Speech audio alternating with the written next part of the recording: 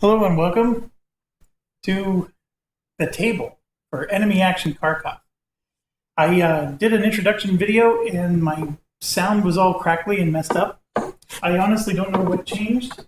My devices record sound perfectly, but then, with the software I use, this particular device right here, the camera, is usually what I use for the audio, but is not working.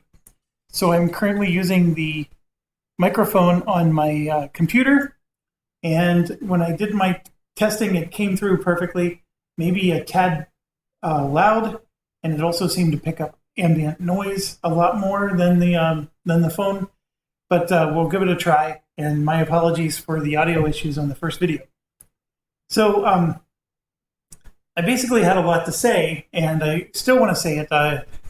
I'm going to try to remember what I said, but I'm basically going to re-record my introduction here. So for anybody that's new, just understand that this is going to be an intro and setup, and then after, then on video number 2 will be the playthrough. So we'll actually start playing. So there's some good news and bad news with this, and then some more good news. The good news is that this game has a lot of rules that are similar to Enemy Action Ardennes. The bad news is it's been 2 years since I've played Enemy Action Ardennes. I just want to very briefly touch. I played Enemy Action Ardennes, and so many of you are so kind.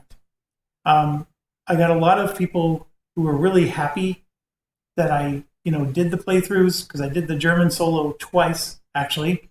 And then I started the Ally solo, but I didn't even make it through the game. I quit. Started to get I lost my voice, I had a cold, all that stuff. And it was way before COVID days. But anyways, I was never happy with my videos for Ardennes, largely because I underestimated how complex this game was when I started. And so I felt like I could just use the player aids, and that would be all I would need to be able to, refresh my mind on what I need to do next. And it's not true. This rulebook, it's complex, and the one thing I give about Butterfield Games is he doesn't shy away to having exceptions to the exceptions, and you just have to have your A game on when you're trying to understand what needs to be done. The good news there, because remember I said it was good news and bad news and then good news again, is that I'm ready. This time around, I understand what I'm in for, so hopefully this will be a better experience. With the audio being as bad as it was, I'm already, getting worried, but we'll see. Okay, so which mode are we going to do? As you know, this game has 3 modes, or even if you don't know, this game has 3 modes. It has a 2-player mode. We're not doing that. Soviet solo and German solo. So in honor of my good friend and viewer, JB, we are doing the German solo. And we are going to do that one first. So there's some things here. As far as components, there are certain components that are just going to be out of the game because they're not used in the German solo. And so I want to go over that real quick. In terms of the components that are not going to be used, there are combat tokens. And then I have more combat tokens here. I just want to pull them up for purposes of showing you the colors. So there's blue combat tokens, and then there's this, off-white combat tokens. The game gives you 2 copies of the exact identical combat tokens. You only use 1. The reason they give you these is as a backup, in case you lose pieces, or the first set of pieces start to wear out so badly that you can't read them anymore, or when you're shuffling through the bag, you can feel which one's which, or I don't know. It requires a lot of use, but I'm sure that the playtesters of this game probably did wear out their tokens to the point where they felt they needed to give you a second set of copy. So put them in a bag and just forget about them. Keep them somewhere safe in the box. You don't need them. So I'm going to set that off to the side. And then I have this bag here, and I'm going to open it up. This is the Soviet solo bag, if you will. And so these are things that are just not used in this mode. The first one we got 3 decks of cards. So the set of cards that says Soviet Player Command, you would obviously use that if you were the Soviet player. The German enemy command, Germany is not our enemy this time. And then the German action deck, which I believe is only used in the Soviet solo mode. So those three you can go ahead and take out of the game. And then there's some tokens here. And I'm just going to put them in my hand. So we have some tokens here. Most of these are... So one of the key things with the game is that the orange and yellow background are Russian. And then the Germans have these darker and lighter grays. So this would be one of the darker grays. And then this would be one of the lighter grays. So don't get it confused with the banner on top. So the banner on top is orange, but that's still a German unit. These are Russian tokens. So the Verona's front, if I said that pronounced correctly, and the 1G Army objective, those are out. The NKVD operations is out. The 1 unit Russian token is out. And there should be 6 Russian activated core. Basically they're different cores, like the 3T, the 6th. Those are all out of the gate. And everything else is in the game. And I'll go over that real quick. And then we'll go over some setup for this. And then we're off to play. One of the things I wanted to talk about is that I am very aggressive on Facebook that I don't like Compass games. I've never been shy about it. And the reason that they upset me is because they charge a lot of money and then you get crappy components. Or just really shoddy quality in the playtesting. Just, things spelled wrong. Night Fighter Ace is the one that I always use as my example. The tables were wrong.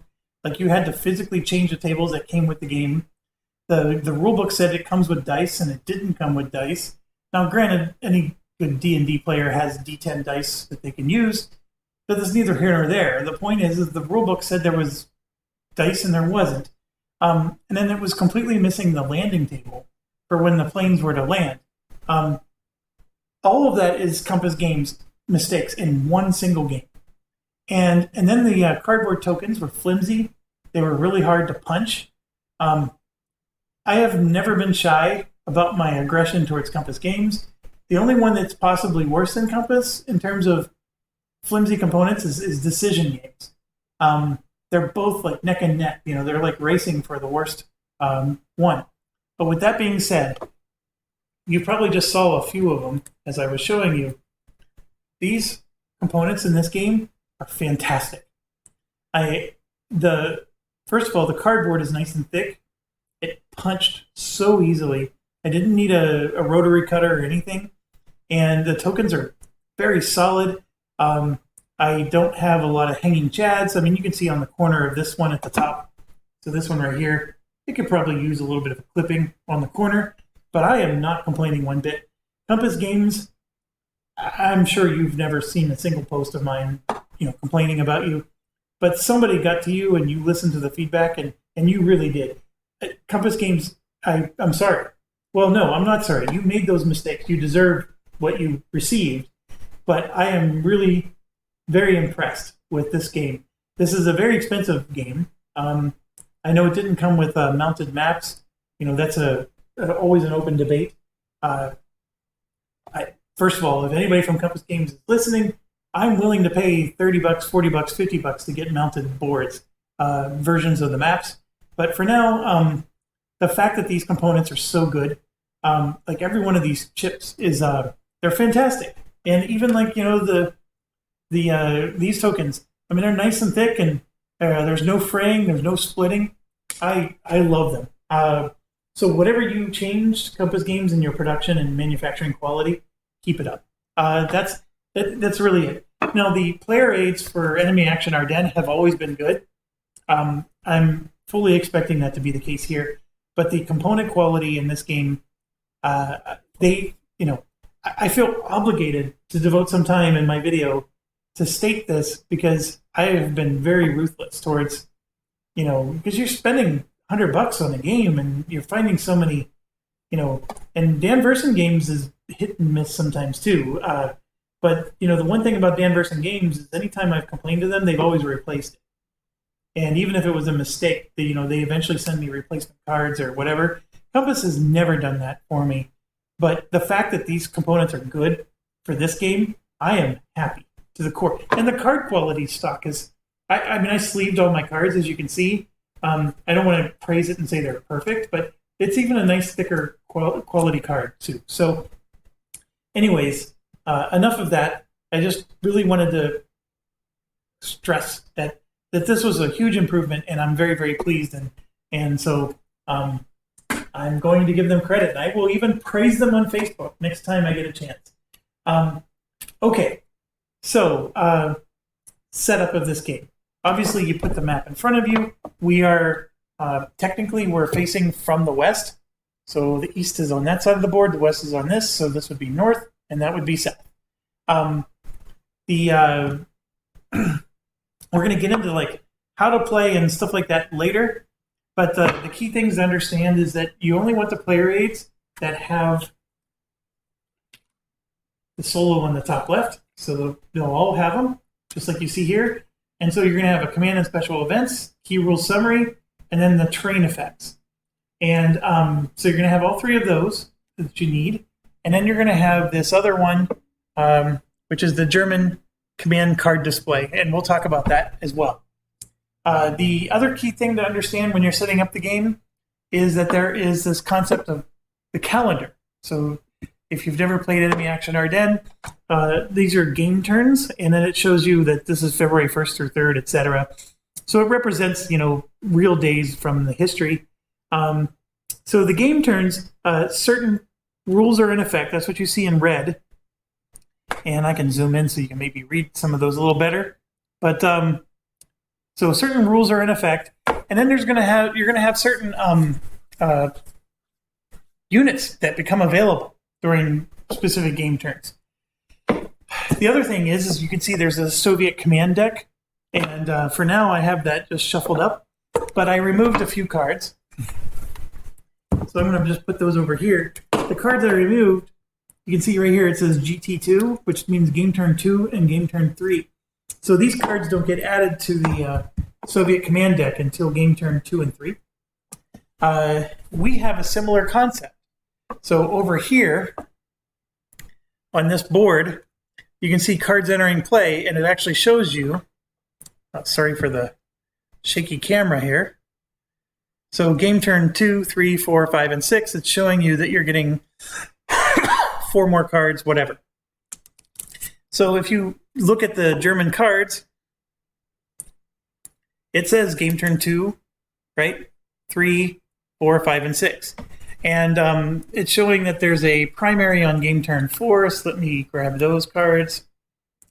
And right there, you can see the primary on game turn 4, primary. Okay, so what you want to do is you just want to sort these. And so the game turn 2s are on top, and then those go here. So what these little arrows are trying to tell you is that when the cards do enter play, they're going to go this way.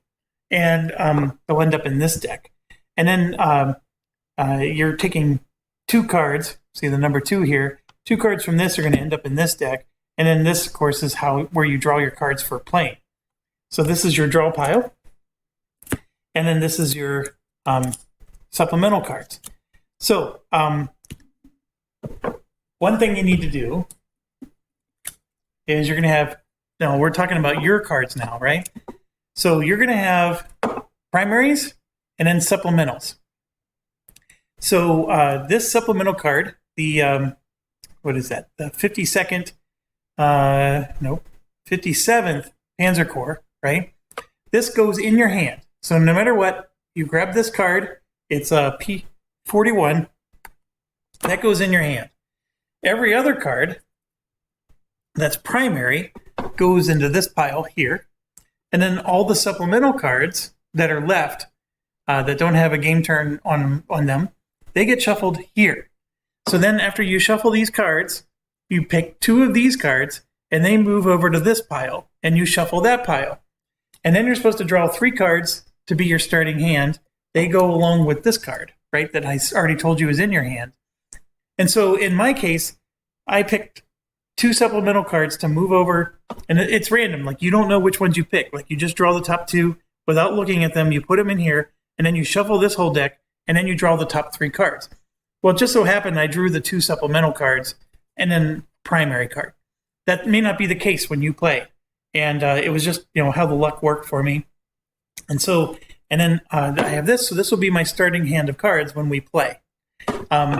So it does give you a nice little set of instructions here. So it says place the reinforcement cards entering play this date face down in the draw pile. If primary, blah, blah, blah. Shuffle the available supplemental cards, place them in the face down, etc. The rulebook, of course, has specific for how to set this up.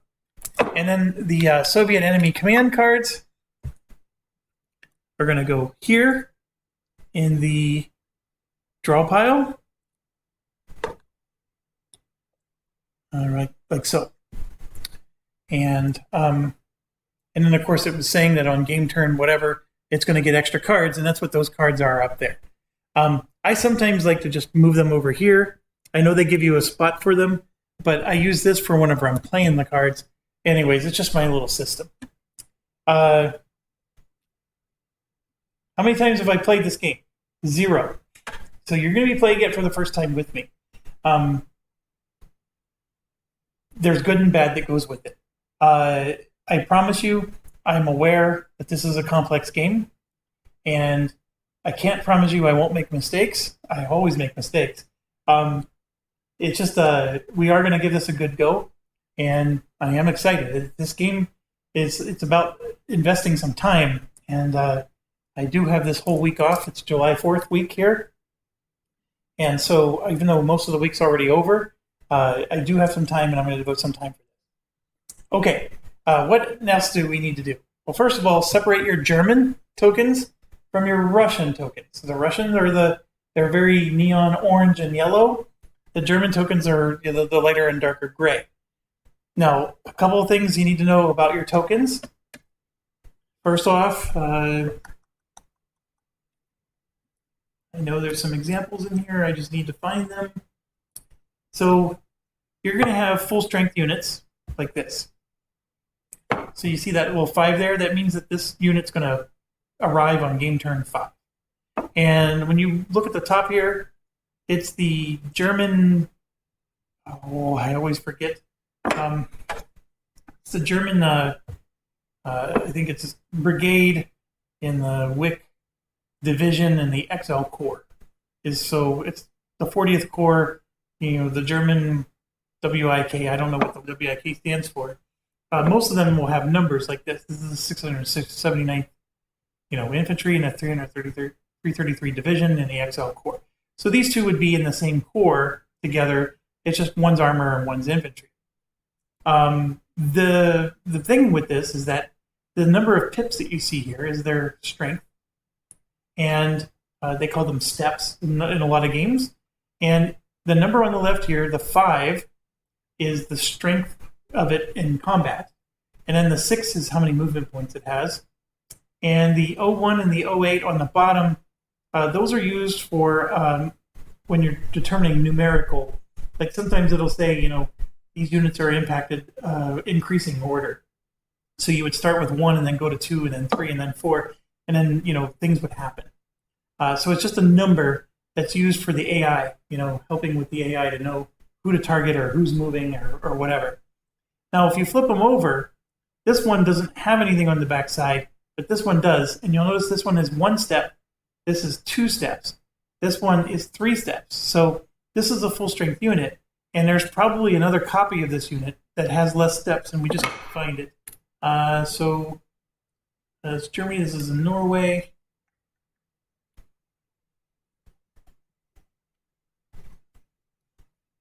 Here we go. There's some more up here.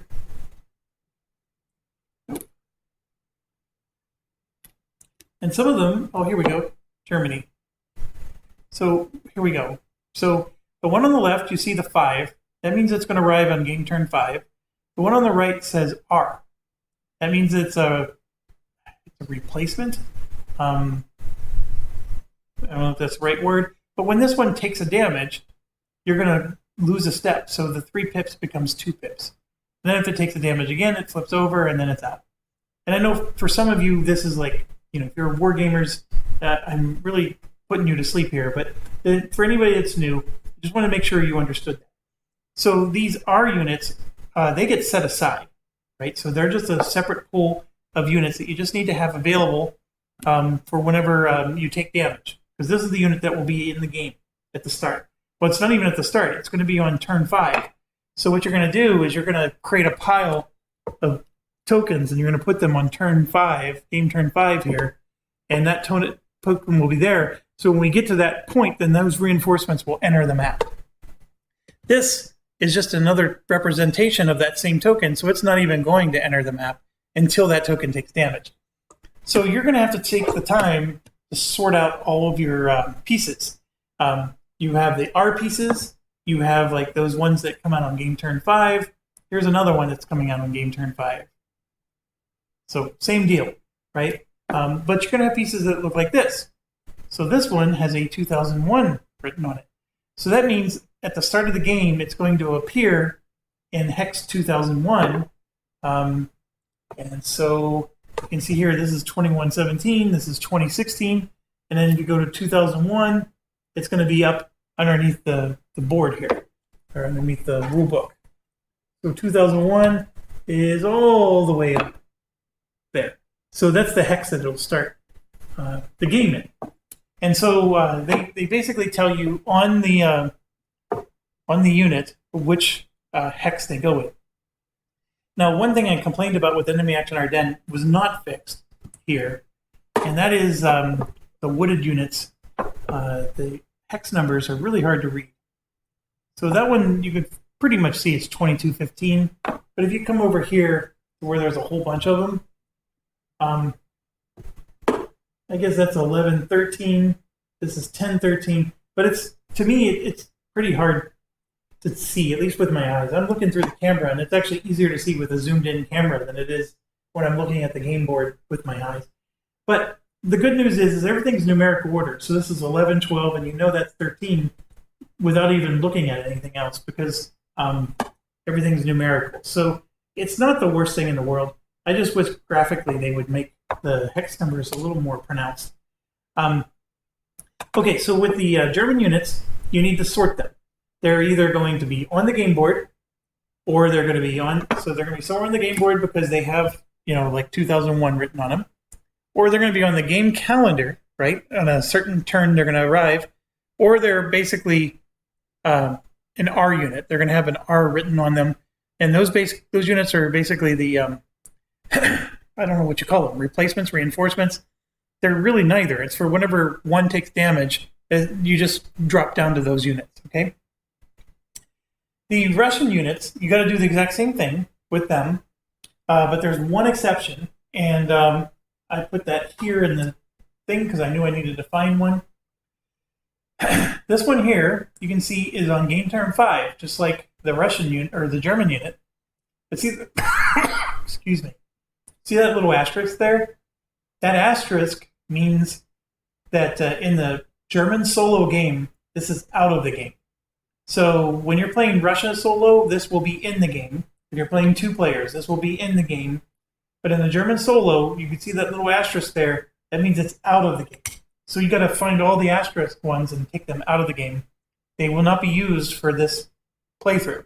Now the German ones also have asterisks on them, and you do use those. So don't think you don't. You do get to use them. But when you play the Russian solo, guess which ones are removed? These ones. So when you're playing Russian solo, then the asterisk on the German ones would get removed. So there's going to be a different set of units depending on who you're playing as. As far as the rest of the tokens go, you're going to have tokens like this, which are going to be a combination of Russian and German low supply. And I always forget what the I stands for, but it's just the other side of them.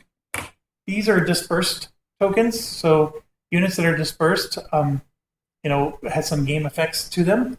And so, of course, there's Russian and German versions of those. These are German control tokens. The other side is German garrisons, which I don't think we use. I don't think we're going to use the question marks either, but you definitely need them for German control. So still keep the tokens, all of them available. Then there's a Russian version of the same thing. So Soviet garrison and Soviet tokens. And then these are tokens that, so the rulebook has a really weird quirk to it. It only has this activated token as what you need for the solo game. But there's like 5 other activated tokens that are German. And the Russian solo book says, it'll show a picture of just one of them, but then it has in parentheses that there's 6 total. But the German solo does not have in parentheses that there's 6 total. And I'm wondering if that's a typo. And but anyways, I left them all out, just letting you know that the rulebook only pointed out this one here, but I have all the other activated tokens out just in case. The activate 1 unit, we definitely need that. And then we need the camp group, the one, this one right here, that my thumb is pointing at. We need that one as well. We need, oh, that's it. There's a few other tokens. Oh, I'm sorry, these ones. These are either weather terrain. We're going to have a victory point tracker. We're going to keep track of the Soviet victory points. And of course, the game turn tracker. And then the Soviet forward support. We have 2 of those. The 40th Army objective, and then the, oops, didn't mean to do that. I was just trying to get this guy to show up. He was being shy. The Southwest Front, which has a south and a west on each side. So those are the tokens you need for this game. The game turn tracker, of course, is going to start on turn 1. Big surprise there, right? So I'm going to put that there for now. And then the victory points, I believe they said that the Soviets start with 2 victory points. And then, of course, the times 10 is 0. And we can check that real quick here.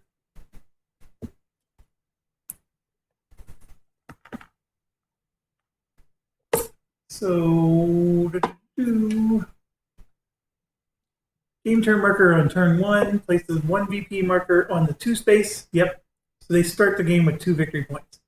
And then, of course, you have 60 combat chits, which I put in my bag, or you can use a cup. Whatever you need to do there. And that's pretty much it. As far as setup goes, this is a very easy game to set up. I think the most time-consuming part is going to be to go through all of these tokens. And so I didn't think it was a fun exercise to make you watch me do that. So I will go ahead and try to do that off camera. And then, of course, I'm always nervous that my audio is not working. Now that my audio hasn't been working, my setup has been exactly the same for 2 years now. So for my audio to suddenly stop working is really bizarre. At first, I thought it was maybe my phone, the camera that I'm using right here. But I recorded a video without using the software, and the video was perfect. The audio was perfect.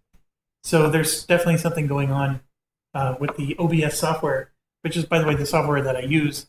And so I don't have it fully figured out. I just basically switched the source of my audio, and it's nagging me that I don't have a solution. So here's what I'm going to do.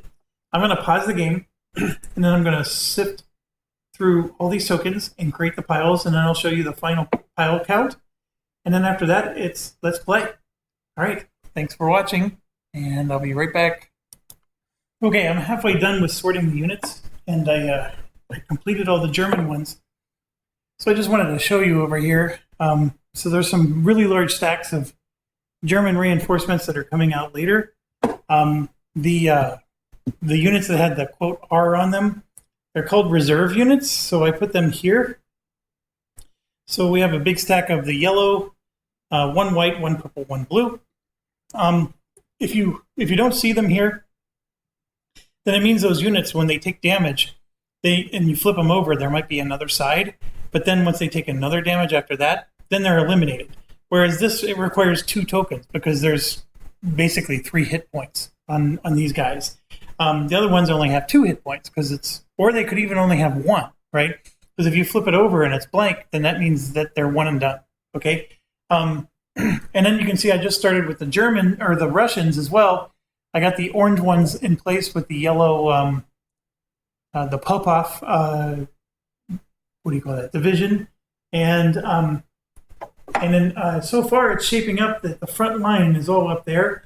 I don't know very much about this particular battle. I mean, I've played plenty of World War II games, but I get them all jumbled, especially on the Russian front.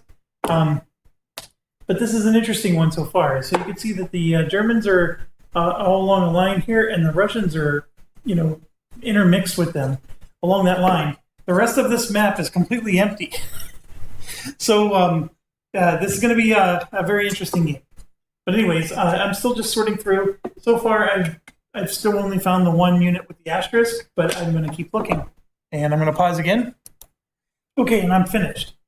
So the asterisks that I found were 3, and they were all from the same core units. So the 40th core, those 3 had the asterisks. And if I find some more as we're playing, or if I miss some, I apologize. But that's what I found in my setup. The stacks of Doom for reinforcements look like this. I kept the Germans separate from the Russians. Remember again that the Germans are the gray background and the Russians are the orange and yellow. The map, the way it's shaping up is it's completely empty. And everything is up here.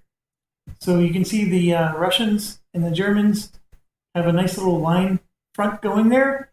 And I mean, my gosh, Compass, you could have cut off this much of the map and saved yourself some production shots. No, but seriously, clearly we're going to be using this whole map for all sorts of purposes. And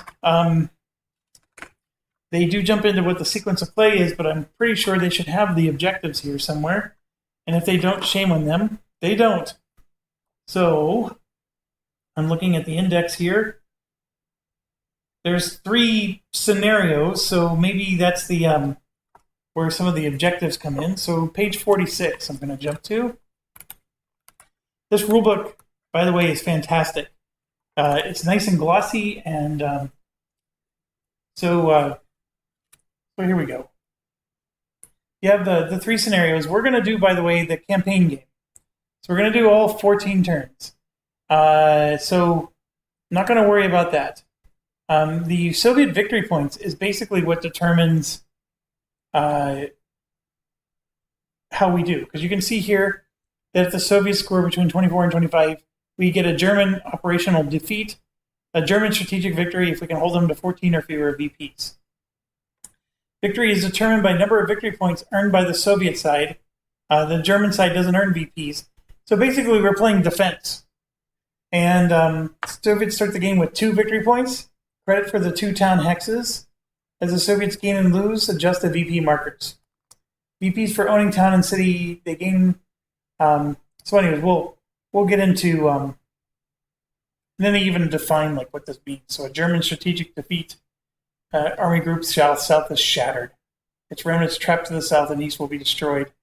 Way is open for the Soviet juggernaut to sweep west. So let's hope we don't get that outcome. Although I highly expect that that's what's going to happen in my first game of this.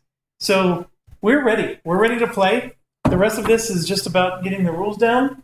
And one difference, very key difference between this and when we did NAM Action Ardennes is I'm using software now. Now, granted, that software screwed up my audio, but the one advantage of this software is, as you just saw, I was able to pause the recording so I can do some things in between. And that's going to be greatly helpful because now I can pause, look at the rule book, and you're not sitting there waiting for me to read the rule book for you or in front of you. And so I can cut those parts out of my videos. For those of you that are new to my channel, I don't edit my videos. If I burp or I fart, I keep going. It just is what it is. And you'll hear my sons playing League of Legends and shouting at their friends. It just, you're at my table, you're at my house. This is the way it is. I'm not a professional anything when it comes to board games. I own over 200. I play a whole bunch. I'm pretty darn good at it. but that doesn't mean much when it comes to recording a video. I'm a very amateur person when it comes to recording. So anyways, I do have the ability to pause now. So that'll allow me to read rules and to really make sure that some things are right. I tried to do that with the Red Storm project, which again, I'm not very happy with my videos on that one either, but I did use that in there and it worked very well. So I was able to look things up in between turns. I found that to be very helpful. I still need to get through the rule book. So I'm uploading this video as quickly as I can because I want to, get the teaser out there, but I may not be able to start for a little while. This rule book is thick. It's 46 pages was the first thing. Yeah, 47, 49. It's basically a 50-page rule book. And the type text is small. So I'll do my best to get through it. The hardest challenge I'm having is some parts are like enemy action Ardennes, so I start skipping it, but then I'm going to skip something I shouldn't have skipped, and that's always going to be what gets you. I was a little disappointed they didn't have a, if you've played Ardennes, then this is what you need to know. They don't do that.